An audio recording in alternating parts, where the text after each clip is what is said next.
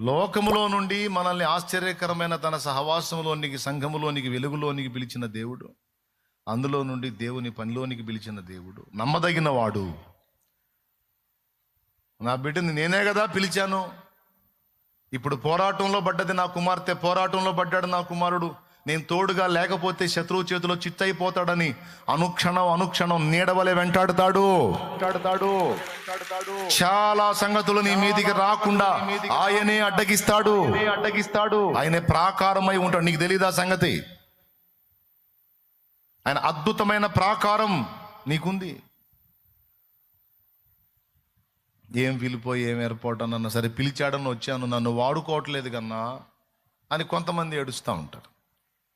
సేవలోకి వచ్చిన వాళ్ళు, పరిచర్యకు వచ్చిన వాళ్ళు, నేను ఇక్కడే అయిపోయాను, ఇంకా నేను ఎక్కువ చాలా వాడబడాలనుకున్నాను, ఏదో సాధించాలనుకున్నాను, ఎంతో చేయాలనుకున్నాను, మరి నన్ను వాడుకోవట్లేదు కన్నా దేవుడు అని బాధపడే వాళ్ళు ఉన్నారు. దానికి కూడా సమాధానం చెప్తా. ఇప్పుడు కొంతమంది హృదయాలలో ఉండే ప్రశ్నలకు పరిశుద్ధాత్మ దేవుడు ఒక్కొక్కటి సమాధానం చెప్తున్నప్పుడు జాగ్రత్తగా వినాలి. నేను ప్రార్థన చేసేది ఇక్కడ కూర్చున్నాను, నేను దేవుని వాక్యం వివరించడానికి. ఏం మాట్లాడతాడో దేవుడు అన్న ఆశ ఉండాలిగా. నిద్రమోహం వేసుకొని ఊరకు అటు ఇటు దిక్కులు చూసుకుంటా వాళ్ళతో వీళ్ళతో వాక్కుంటా కూర్చుంటే ఎట్ట? ఏమడిగాం ప్రార్థనలో? మాట్లాడయ్యా అని అడిగినప్పుడు భయంగా వినాలిగా. ఏం మాట్లాడుతున్నాడు దేవుడు, నా ప్రశ్నకి ఏం ఆన్సర్ వచ్చిందని కూర్చోవాలిగా. ఆయన మాట్లాడే దేవుడు. ఇది పోతే మళ్ళీ ఆదివారం, అది పోతే ఇంకెప్పుడో. జాగ్రత్తగా వినండి. నన్ను వాడుకోవట్లేదు దేవుడు, ఏదో కొంచెం అరాకొరా చేసి అక్కడే ఆగిపోయాను, పరిచర్యకు వచ్చి ఇక్కడే ఆగిపోయాను, ఓ పరిచారకుడిగా పరిచారకురాలిగా మాత్రమే మిగిలిపోయాను, నేనేదో సేవ చేద్దాం అనుకున్నా, కాపర్ని అవుదాం అనుకున్నా, సువార్థికుడిని అవుదాం అనుకున్నా, అనేక ప్రాంతాలు ఉజ్జీవం చూడాలనుకున్నా, ఏది నా వల్ల జరగట్లేదు, ఏందో నేను ఇక్కడే ఆగిపోయానంటే రెండు కారణాలను బట్టి. నువ్వు మంచిగా, క్రమంగా, దీవెనకరంగా, హృదయ ఆశ కలిగి దేవుని కొరకు బ్రతకగోరినా నువ్వు ఒకవేళ ముందుకెళ్ళలేక అక్కడ వేసిన గొంగళి అక్కడే అన్నట్టు ఆగిపోయావంటే రెండు కారణాలు. ఒకటి, దేవుడు తన పని నీ ద్వారా బలంగా జరిగించడానికి ఇంకా సమయం ఉండి ఉండవచ్చు. ఆ సమయం కూడా ఎందుకంటే నీ ద్వారా గొప్ప పని జరగటానికి ముందు నిన్ను సిద్ధపరుచుకుంటుండొచ్చు దేవుడు. నీ ద్వారా ఒక గొప్ప పని జరగాలంటే దేవుడు ముందు నిన్ను సిద్ధపరచుకోవాలి. నిన్ను సిద్ధపరచుకోకుండా ఒక గొప్ప పని నీకు అప్పజెప్పడు దేవుడు. ఇది దేవుని పద్ధతి. ఒక గొప్ప పని నీకు అప్పజెప్పాలంటే దానికి అనుగుణ్యంగా ముందు ఆయన నిన్ను రెడీ చేసుకోవాలి. రెడీ చేసుకున్న తర్వాత నువ్వు అడిగిన దానికంటే, ఊహించిన దానికంటే గొప్ప పని నీ ద్వారా ఆయన చేయిస్తాడు. సో దానికి టైం ఉండొచ్చు ఒకటి, లేదా నీ మీద ఏర్పాటు ఆ విషయంలో అంతవరకే అవి కూడా ఉండొచ్చు. ఫర్ ఎగ్జాంపుల్, ఎడ్వర్డ్ అనేటువంటి దైవజనుడు ఒక ఆయన ఉన్నాడు. ఆయన ఒక సండే స్కూల్ టీచర్. ఆయన జీవితం అంతా అంతే గతించిపోయింది. విచిత్రం ఏంటంటే ఒక వ్యక్తిని సిద్ధపరచడం కోసం ఆయన్ను వాడుకున్నాడు దేవుడు. ఒక వ్యక్తిని సిద్ధపరచడం కోసం ఈ ఎడ్వర్డ్ అనేటువంటి దైవజనుడిని వాడుకున్నాడు దేవుడు. ఇంకా ఆయన చేసిన పరిచర్య మిగిలింది ఏది గుర్తింపబడలేదు.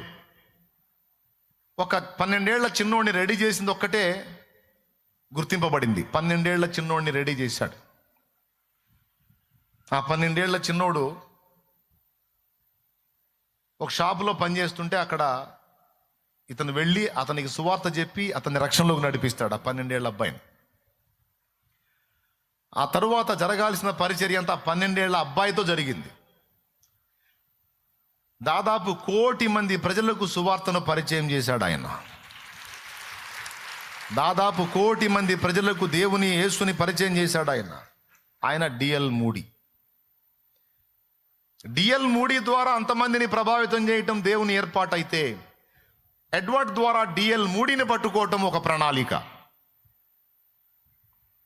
ఏమైనా అర్థమైందా మీకు? ఇక్కడ ఎడ్వర్డ్ వర్క్ ఏంటి? డిఎల్ మూడీని సిద్ధపరచడమే.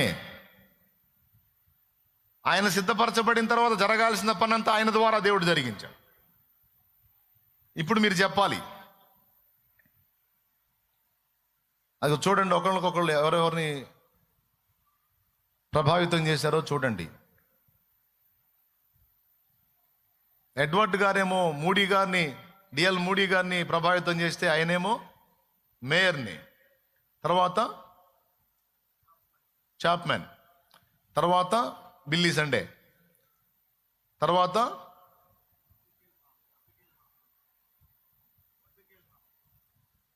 చివరికి బిల్లీ గ్రహం దగ్గరకు వచ్చి ఆగింది. ఒకళ్ళు ఇక్కడ వచ్చి అంటాడు, క్వశ్చన్ మార్క్ వేసి, మరి నీ సంగతి ఏందంటాడు. వరుసగా ఒకళ్ళనొకళ్ళు అంటే ఒక్కొక్కరి కోసం ఒక్కొక్కరిని ప్రభావితం చేశాడు దేవుడు. ఇక్కడ మీరు గమనించాల్సిన విషయం ఏంటంటే, ఒకవేళ నీ మీద ఉన్న ఏర్పాటు నెరవేర్చడానికి దేవునికి ఇంకా సమయం అవసరమై ఉన్నదేమో, నువ్వు ఆందోళన పడాల్సిన అవసరం లేదు. ఆ సమయము వచ్చిన నాడు తప్పకుండా దేవుడు నిన్ను లైన్లో తీసుకొచ్చి వాడుకుంటాడు ఆయన.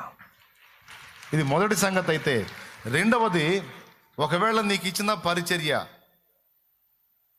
నేను ఇంతవరకే ఆగిపోయాను, ఈ కొంచెంలోనే ఆగిపోయాను, ఇంకా ముందుకెళ్ళలేకపోయాననే దిగులు నీకుంటే, ఆ కొంచెములో నుండే శ్రేష్టమైన వాటిని దేవుడు తీసుకొచ్చి నీ ద్వారా పనిని నెరవేరుస్తాడు. నీకు ఇచ్చే బహుమానం నీకు ఇస్తాడు. పిలిచిన వాడు, మళ్ళీ చెప్పు, ఇంకోసారి చెప్పు, పిలిచిన వాడు నమ్మదగిన.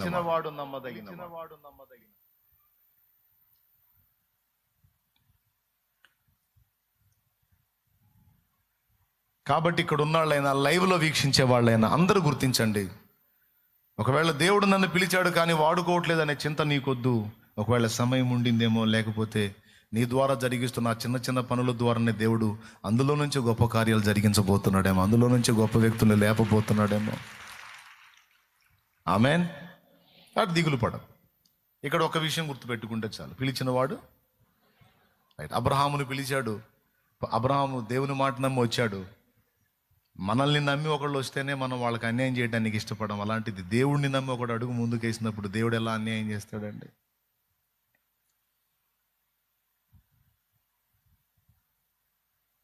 అందుకని అబీమెలెకును అడ్డగించాడు. అబ్రహాముకు వల్లైనంత వరకు చూశాడు, వల్ల కాలేదు, దేవుని పాదాలు పట్టుకున్నాడు. వెంటనే దేవుడు దర్శించి అబీమెలెకును అడ్డగించాడు. క్లియర్గా రాసుంది, నేను నిన్ను అడ్డగించి తిని అనే మాట. ఒకవేళ దేవుడు అడ్డగించకపోతే పరిస్థితులన్నీ ఇంకో రకంగా అయిపోయాయి. ఇక్కడ అబ్రహాం లైఫ్లోనే కాదండి, అబ్రహాం ఒక్కడే కాదు పిలవబడింది. ఈరోజు నువ్వు, నేను, మనం కూడా పిలవబడ్డాం.